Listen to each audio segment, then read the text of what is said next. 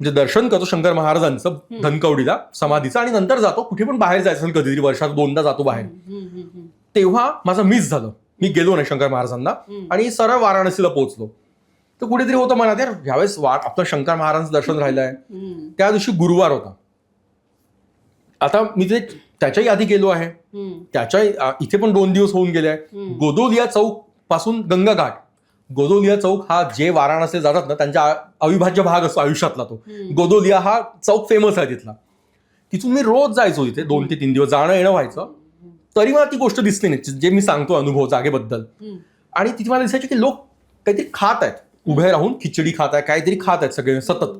मी ठीक आहे, इथे वाराणसी लोक दान धर्म होतात, प्रसाद मिळतोच मंदिरांमधला, ते म्हणजे पेरीफेरी नजरमधनं दिसायचं काहीतरी. मी परत यायचो. एकदा झालं की सकाळ, गुरुवार होता, मौनी अमावास्याच होती कदाचित, त्याच दिवशीच मी अनुभव सांगतोय. आणि मी स्नान केलं पहाटे उठून, खूप गर्दी होती, प्रचंड गर्दी होती. मौनी अमावास्या आणि वाराणसीचा संबंध माहिती सगळ्यांना. हा, तर मी स्नान केलं ललिता घाटावरती, आणखी कुठल्या घाटावरती. तिथून आलो, मस्त थंडी, हुडी घालून, गरम चहा. म्हटलं आता छान काहीतरी गरम गरम टोमॅटो चाट खावं किंवा आणखी काहीतरी चहा घ्यावा. आणि मस्त आणि उबदार ऊन पडलं होतं, असं मस्त फिलिंग थंडीमध्ये, त्या धुकं होतं. म्हणून मी आलो गोदोलियातनं पायी चलत.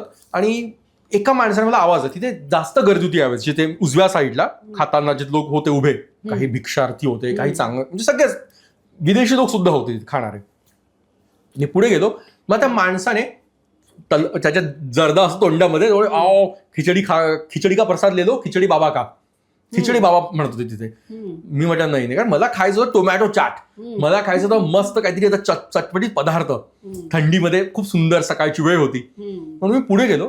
पण माझ्या मागून एक माणसं आलेत, काहीतरी ऐकायला आलं माझ्या बॅक ऑफ द हेड, की इथे खिचडी बाबावाले लोक, हिंदी बोलणारे होते, मराठीत सांगतोय, की इथे खिचडी बाबा असले एक संत होऊन गेलेत, जे प्रत्येक आल्या गेलेला खिचडी खाऊ घालायचे.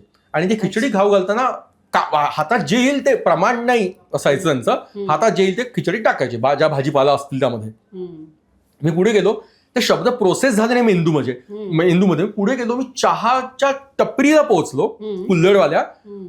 तेव्हा मी त्याला म्हणणार चहा घ्यायच्या आधी ते शब्द मला परत प्रोसेस्ड झाले मेंदूपर्यंत, की इथे असा एक संत होते की जे खिचडी द्यायचे.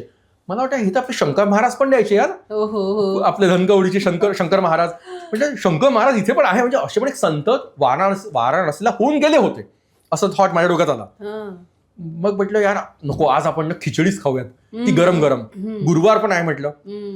आणि मी परत तो चहा घेतला नाही, मी परत तसंच उपाशी पोटी मागे वळलो. जेवढे काही 500 मीटर पुढे आलो असेल मी, मागे गेलो, दर्शन केलं. पण माझं अगदी खरं सांगतोय, माझं मन म्हणत होतं हे शंकर महाराज तर नाहीये, कारण शंकर गीतेत शंकर महाराजांनी सांगितलंय की मी वाराणसीला पण राहिलो, मला सेंट जॉन म्हणून जर्मनीमध्ये ओळखतात, आणि खिचडीवाले बाबा म्हणून उत्तरेत खिचडीवाले बाबा म्हणून ओळखतात.